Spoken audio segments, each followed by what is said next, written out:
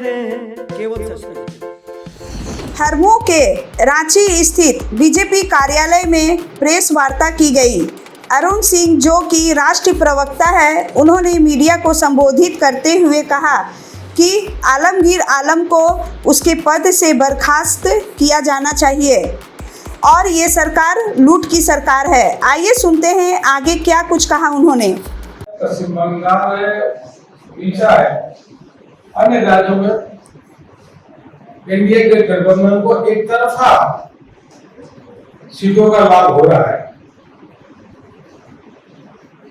और एनडीए के गठबंधन के लोगों में हताशा और निराशा व्याप्त है। उल्टे सीधे स्टेटमेंट देना शुरू कर दिया।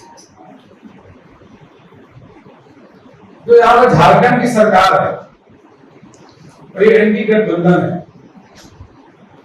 भ्रष्टाचार और तुष्टीकरण चरम पे। आलमगीर आलम को गिरफ्तार किया गया। पूरे देशवासियों ने देखा कि 38 करोड़ रुपए उनके सहयोगियों नौकर के पास से मिले हैं। तो कल्पना करना चाहिए कितने 100 करोड़ रुपए और उनके पास होंगे। और उसके बाद भी अभी तक इस्तीफा नहीं दिए आलमगीर आलम। यहाँ की सरकार से, मुख्यमंत्री से मैं निवेदन करूंगा तो तुरंत उनसे इस्तीफा लेना चाहिए और जांच को और तेजी करके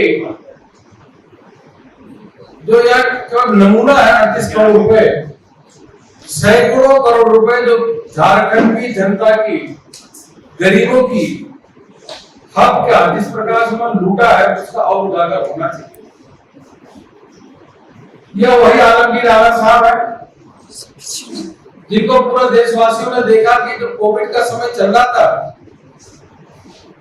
किस प्रकार से तबलीगी जमात के लोगों को इकट्ठा करके कोविड की नियमों को तोड़ते हुए अलग अलग स्थानों में बंगाल तक भेजने का काम किया था।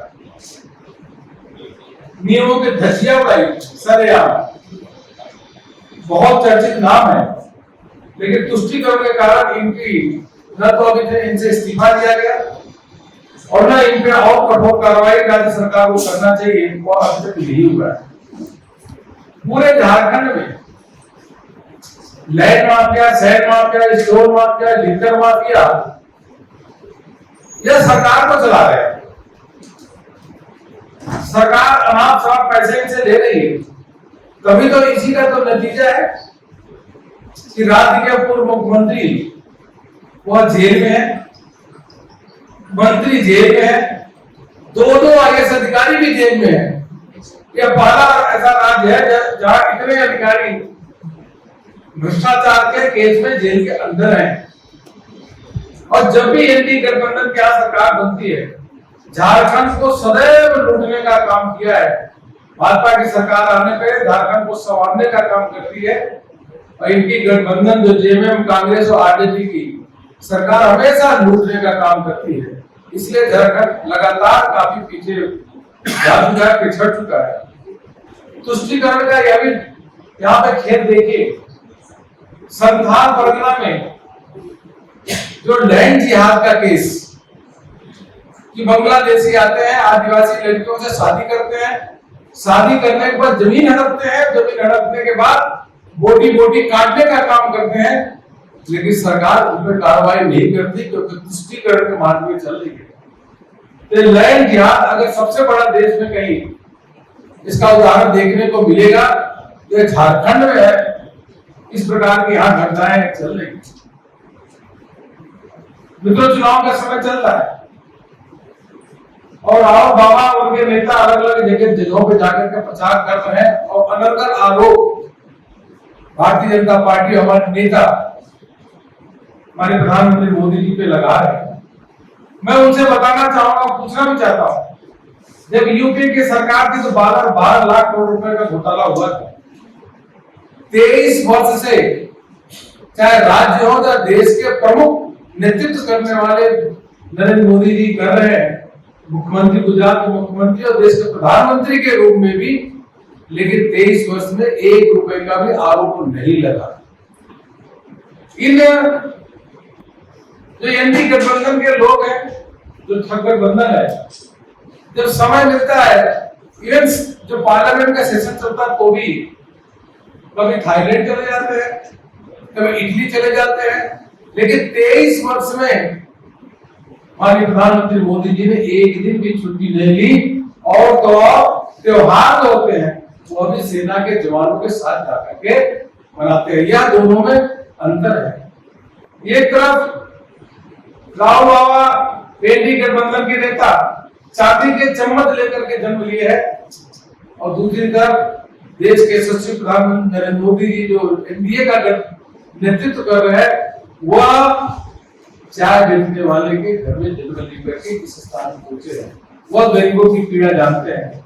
एक तरफ एनडीए गठबंधन है जिन्होंने सदैव राम मंदिर का विरोध किया, कोर्ट में खड़े होकर के कहा कि जज साहब उसे जल्दी क्या है, जजमेंट बदल दो।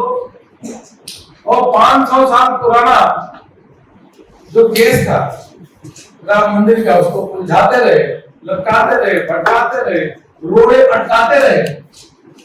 और दूसरी तरफ देश के प्रधानमंत्री नरेंद्र मोदी जी के नेतृत्व में अयोध्या में राम मंदिर का जो मार्ग है, बनने का मार्ग वो प्रशस्त हुआ।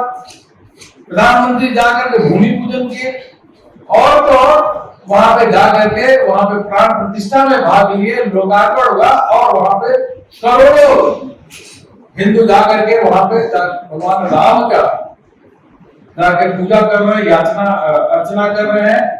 अब राम मंदिर वहां देख सकते हैं। और यही एनडीए गठबंधन के लोगों ने, कांग्रेस और जेएमएम के लोगों ने, इन लोगों ने राम मंदिर के उद्घाटन के समय वहां गए नहीं, बाइकआउट किए। अब पवित्र करने की बात कर रहे हैं। तो वहां इनके गठबंधन के एक नेता ने कहा कि हम और सरकार में आने पर पवित्र करेंगे। अरे मंदिर तो सनातन रूप से वह स्थान का भगवान राम रहते हैं, वो तो पवित्र ही होता है, उसको पवित्र कैसे करोगे? इनकी मति खराब हो गई है। यही एनडीए गठबंधन के लोग 6 दशक से ऊपर इन्होंने राज किया देश में। 370 धारा को कभी भी हटाना तो दूर की बात है, कहा इसको छुओ मत।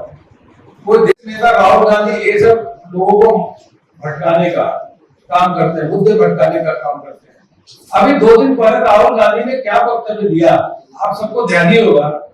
उन्होंने कहा कि सेना में 2 प्रकार के जवान होते हैं, एक अमीर जवान होता है, एक गरीब जवान होता है। और कहा जो गरीब जवान होता है उसकी शहादत, उसको शहीद का दर्जा नहीं दिया जाता। तो यह कांग्रेस पार्टी जो सेना में भी आपस में बंटवारा करना, आपस में एक दूसरे से बांटने का काम करना, सदैव इन्होंने देश को नीचा दिखाने का काम किया, सेना के लोगों को नीचा दिखाने का काम किया, हमेशा संविधान पे इन्होंने प्रश्न चिन्ह खड़ा करने का काम किया। इसे चाहे राहुल गांधी हो, चाहे कपिल सिब्बल हो, सबकी जो मति है एक ही जैसी चल रही है, मति भ्रम है।